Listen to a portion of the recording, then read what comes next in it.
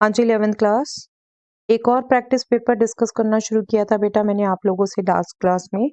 उसका section A discuss किया था हमने तब। आज मैं उसका सेक्शन बी डिस्कस करने लगी हूँ जिसमें आप very short answer question face करते हैं। 2 मार्कर 5 क्वेश्चन, राइट। चलिए फर्स्ट क्वेश्चन देखते हैं। A wheel makes 360 revolutions in 1 minute. Through how many radians does it turn in 1 second? Book का क्वेश्चन है बेटा आपका एनसीईआरटी का। एक व्हील आपका 360 रेवोल्यूशंस कवर करता है 1 मिनट में, तो 1 सेकंड में वो कितने रेडियंस टर्न करेगा। देखिए एक रेवोल्यूशन मतलब complete angle.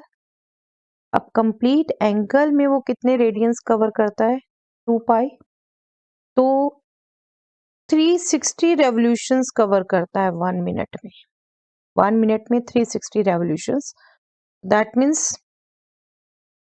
360 into 2 pi radians turn करेगा, तो 1 सेकंड में निकाल लेंगे।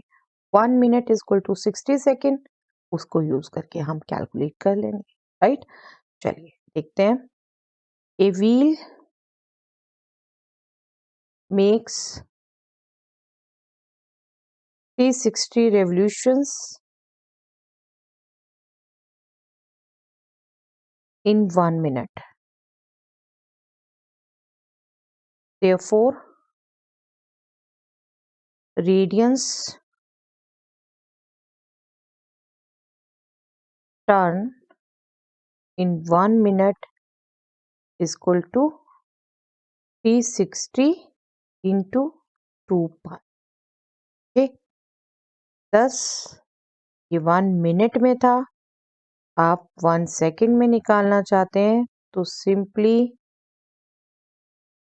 यूनिटरी मेथड यूज करेंगे।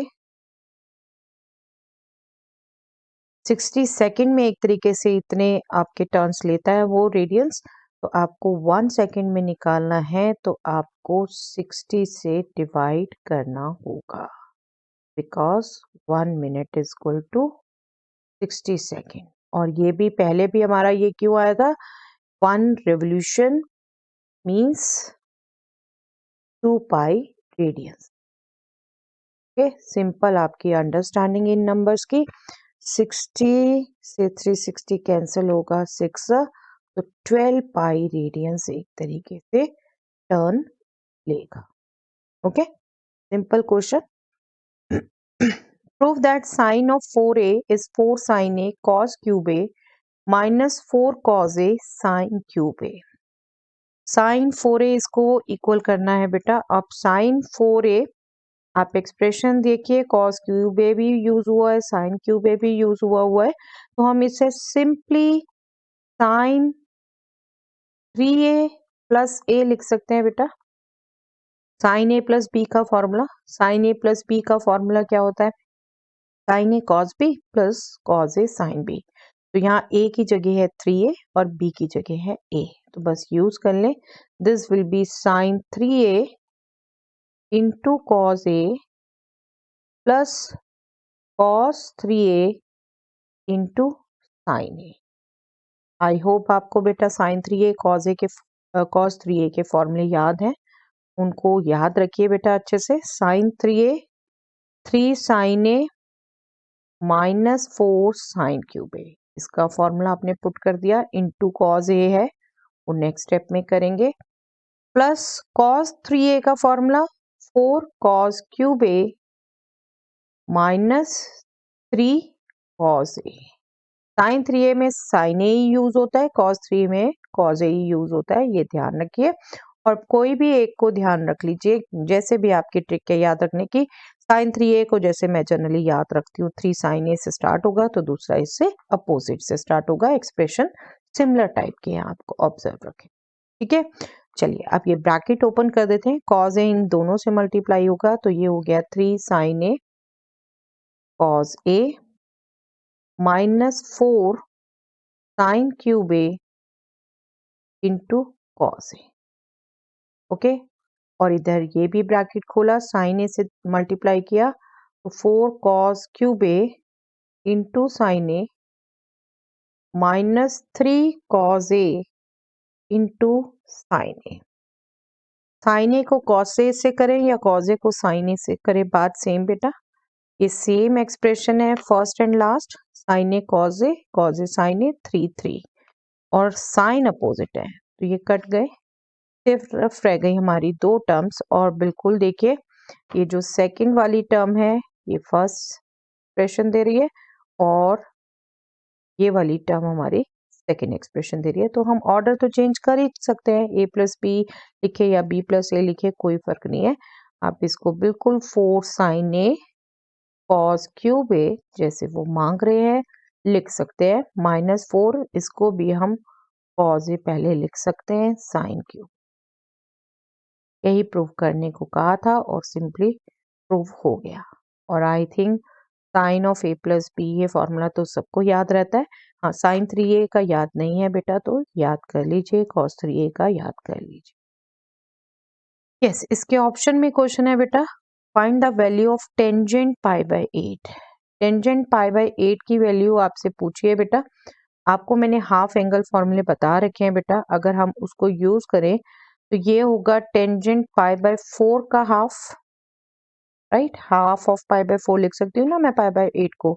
और फॉर्मूला क्या कहता है, tangent a by 2 is nothing but square root of 1 minus cos a divided by 1 plus cos a। बस उसे यूज कर लेते हैं बेटा। This will be square root of 1 minus cos of pi by 4 divided by 1 plus cos of pi by 4। Okay, cos pi by 4 क्या होता है, 1 by root 2, बस वो पुट कर दीजिए। 1 minus 1 by root 2 divided by 1 plus 1 by root 2 और बिल्कुल ये सब हमारा स्क्वायर रूट के अंदर है। अब हम एलसीएम ले लें, न्यूमैरेटर में एलसीएम लेंगे root 2 minus 1 divided by root 2। इस डिवीजन को मैं चेंज कर देती हूँ मल्टीप्लाई में, यहाँ पर भी एलसीएम ले लें रूट 2 प्लस 1 बाय रूट 2 आएगा, लेकिन डिवीजन को मल्टीप्लीकेशन में बंद कर दिया, चेंज कर दिया तो reciprocal root 2 divided by root 2 plus 1। Root 2 से रूट 2 कैंसल और ये जो एक्सप्रेशन आ गया सर्ड के अंदर है।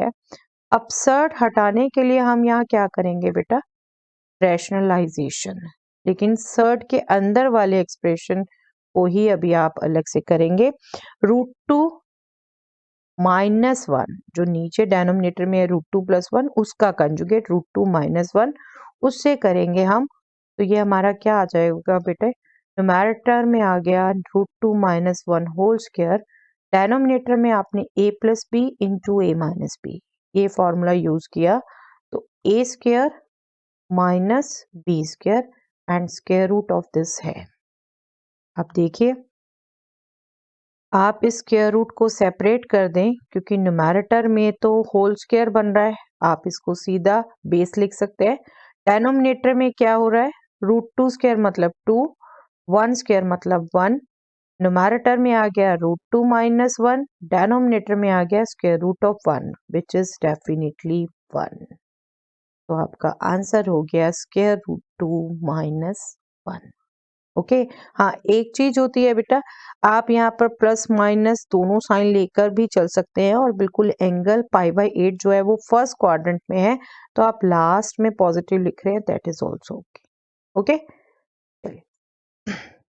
A solution is to be kept between 40 degrees Celsius and 45 degrees Celsius. What is the range of temperature in degree Fahrenheit if the conversion formula is this? ये भी similar to your book है बेटा। आपको temperature एक तरीके से कहा है सेल्सियस में इस रेंज में है तो आपको फ़ारेनहाइट में क्या रेंज होगी वो पूछिए आपसे। कन्वर्जन फॉर्मूला ये है, जब अगर मैं टेम्परेचर को चलिए सी ही मान लूँ, सिंबल सी में ही लिख दूं तो आपको एक तरीके से गिवन है 40 is less than C less than 45। ठीक है, आप बिल्कुल इसको सी की जगह टी भी मान सकते हैं बट फॉर्मूले में इसी ढंग से दिया है तो हम सी यूज कर लेते हैं, कोई दिक्कत नहीं है। अब क्या करेंगे, हमें सिर्फ ये एक्सप्रेशन बीच में लाने की कोशिश करनी है बेटे, तो फ़ारेनहाइट में बदल जाएगा और ये एक्सप्रेशन लाने के लिए सी को सबसे पहले हम 9/5 से मल्टीप्लाई करना चाहेंगे तो थ्रू आउट मल्टीप्लाई करेंगे। 9/5 से 40 को भी करेंगे, सी को भी करेंगे और 45 को भी करेंगे। तो जो जितना कटता है काट दीजिए। 5 8 जा 5 9 जा, ठीक है। और फिर हमें 32 ऐड भी करना है, तो थ्रू आउट 32 हम ऐड भी कर देंगे। 8 9 जा 72 प्लस 32, यहाँ पर भी 9/5 सी प्लस 32, यहाँ पे भी 9 9 जा 81 plus 32। 72 plus 32 is 104 and this complete आपको पता है बेटा फ़ारेनहाइट हो गया F and 81 plus 32 is 113. Therefore, range of temperature in Fahrenheit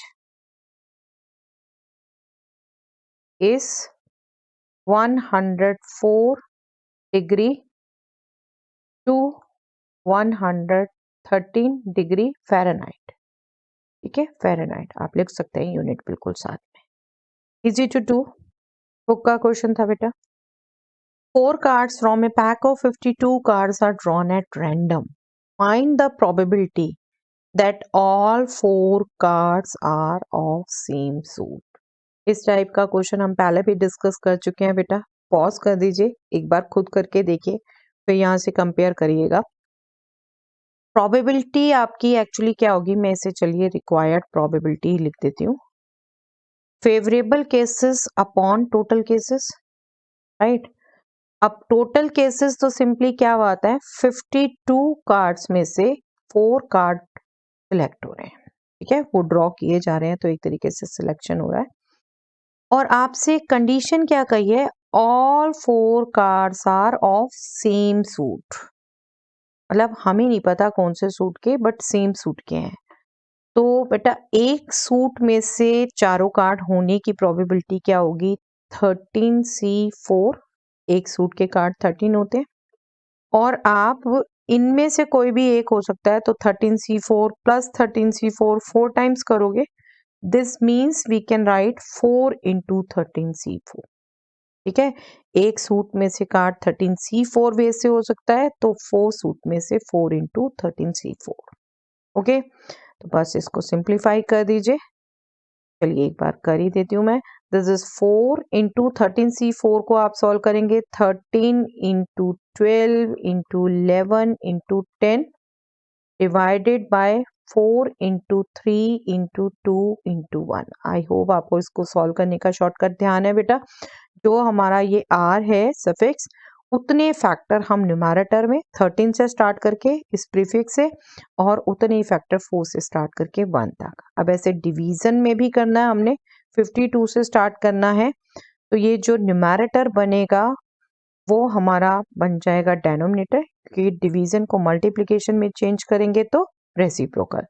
52 into 51 into 50 into 49, ये भी हमने लेने हैं 4 फैक्टर। ऐसे ही जो नीचे आना था वो न्यूमैरेटर में चला गया, 4 इंटू 3 इंटू 2 इंटू 1। ये तो एग्जैक्टली सेम है, काट देते हैं हम। 13 4 जा 52, ठीक है, 4 4 कैंसल। अब ये 12 3 4 जा 3 17 जा, ठीक है, 4 2 2 जा 2 25 जा, ओके। और देखिए कुछ कैंसल होता है, तो ये रह गया 2 इंटू 11 इंटू 10, यस, 5 2 जा 5 5 जा, ओके। तो ये आपका हो गया 44, और कुछ नहीं करता है बेटे, 44। ये आपका हो गया 85 इंटू 49। इसको आप मल्टीप्लाई कर दीजिए क्विकली। इसको मैं कह सकती हूँ 85 इंटू 50 माइनस 85, ओके, 5 5 25, 5 8 40, 42, 85 माइनस करना है, this will B 4200 minus 35, this will B 4165। Okay 4165. So this is the required probability. चलिए next question 25th question. A card is drawn from a deck of 52 cards. Find the probability of getting a jack or a spade or a black card. Yes, एक card draw हो रहा है बेटा 52 cards में से और आपसे probability पूछी है कि ये जैक हो या फिर स्पेड हो या फिर ब्लैक कार्ड हो बेटा। 3 इवेंट्स, जैक कार्ड ड्रॉ होना, स्पेड कार्ड ड्रॉ होना, ब्लैक कार्ड ड्रॉ होना, उनमें ए और बी और सी, अगर इनको ए बी सी इवेंट मानते हैं तो प्रोबेबिलिटी ए और बी और सी पूछा है बेटा। This is addition theorem for 3 sets. ठीक है, चलिए लगाते हैं। पहले इवेंट्स ले लेते हैं। Let a check is drawn, B check, sorry, a spade is drawn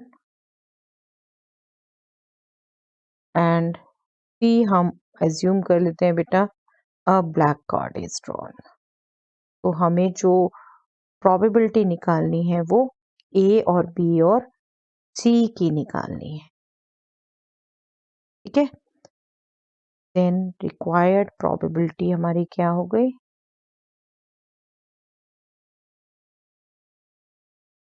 सिर्फ कार्ड्स की अंडरस्टैंडिंग चाहिए यहाँ बेटा आपको। रिक्वायर्ड प्रोबेबिलिटी हो जाएगी प्रोबेबिलिटी ए और बी और सी, यही होगी ना जो लैंग्वेज में कहा है, ए जैक और ए स्पेड और ए ब्लैक कार्ड। तो एडिशन थ्योरम क्या कहती है? ये होगी probability A plus probability B plus probability C, तीनों इवेंट्स की प्रोबेबिलिटी का सम माइनस पेयर वाइज इनकी एंड ए एंड बी। आप चाहे इंटरसेक्शन वाला सिंबल यूज कर सकते हैं। प्रोबेबिलिटी, चलिए मैं वही यूज कर लेती हूँ, अब B and C minus probability C and A. ठीक है, दो दो की पेयर वाइज प्रोबेबिलिटी सब्ट्रैक्ट करनी है प्लस तीनों की एंड प्रोबेबिलिटी ऐड करनी। ओके, एडिशन थ्योरम याद रखिए बेटा अच्छे से, बस इसको यूज करें। तो ए मतलब जैक कार्ड होने की प्रोबेबिलिटी। जैक कितने होते हैं बेटा पूरे पैक में? 4। ये प्रोबेबिलिटी हो गई 4/52 plus B spade, spade card होने की प्रोबेबिलिटी, स्पेड होते हैं बेटा 13/52 plus C black card, black card होते हैं बेटा 26, तो 26/52। ओके, नेक्स्ट है ए एंड बी मतलब जैक एंड स्पेड। स्पेड का जैक एक ही होगा बेटा 1/52। ठीक है, टोटल केसेस तो वही है, 52 कार्ड से ड्रॉ हो रहा है, जो फेवरेबल केसेस है वो कंडीशन से बदलते जा रहे हैं। बी एंड सी मतलब स्पेड एंड ब्लैक, स्पेड हो और ब्लैक हो, सभी के सभी स्पेड ब्लैक होते हैं बेटा 13 के 13, तो ये आपका हो गया 13/52। ठीक है, माइनस सी एंड ए, सी मतलब ब्लैक कार्ड होना चाहिए, ए मतलब जैक कार्ड होना चाहिए, जैक भी हो ब्लैक भी हो। कितने जैक ब्लैक होते हैं बेटा? 2, तो ये आपकी हो गई 2/50। ठीक है, plus A and B and C तीनों क्वालिटी होनी चाहिए, जैक भी होना चाहिए, स्पेड भी होना चाहिए, ब्लैक भी होना चाहिए। बिल्कुल सभी स्पेड ब्लैक होते हैं और स्पेड में एक ही जैक होता है, तो ये प्रोबेबिलिटी हो गई 1/52। ओके, तो ये बस आप कैलकुलेट कर दीजिए, डेनोमिनेटर 52, बस न्यूमैरेटर को ऐड सब्ट्रैक्ट जो भी है करिए बेटा, दिस विल बी दिस। ठीक है, न्यूमैरेटर्स में जो भी है हम यूज कर रहे हैं, ये हो गया 13। ओके, 13 से कैंसिल हो गया बेटा, 1 से कैंसिल हो गया, 4 - 2 is 2, 26 + 2 is 28/52। जितना कटता है काट दीजिए, ये हो जाएगा 4 7 28 एंड 4 1 ज़ा 4, 4 3 ज़ा 12। तो 7/13 आपकी प्रोबेबिलिटी हो गई। तो यहाँ सेक्शन भी कंप्लीट डिस्कस हो जाता है बेटा। चलिए that's all for the day.